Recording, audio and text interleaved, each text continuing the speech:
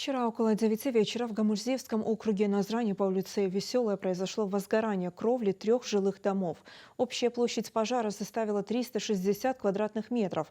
На место происшествия выехали 24 специалиста, 6 единиц техники МЧС по региону. Также накануне, но уже в сельском поселении Среднее Чулуки на переулке Нефтяников произошло возгорание жилого дома. Жертв и пострадавших нет. Причины происшествия устанавливаются. За моей спиной проводится работа испытательной пожарной лаборатории, дознаватели. Очаг пожара предварительно установлен. Это улица Веселая, 29 по адресу. Это подсобное помещение. Оттуда изначально очаг пожара установлен, первоначальное возгорание.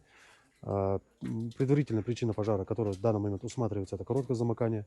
Дальнейшая проведенная работа уже по назначению судебной экспертизы будет уже более точно установлена причина пожара и принято решение по данному пожару.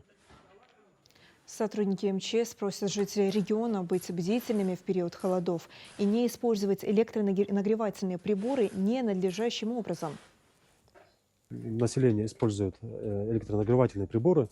Как раз таки Главное управление обращает внимание, ограничиться включение в сеть электронагревательных приборов, оставлять их на ночь без присмотра, что в свою очередь повышает риск короткого замыкания и дальнейшего уже возгорания, дальнейшего пожара, что может опять же повлиять и гибель, и травмирование людей.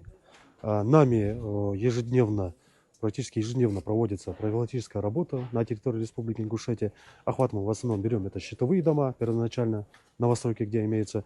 Ну и также не оставляет без внимания именно населенные пункты, где многоквартирные дома и так капитального строения жилые дома, где находятся.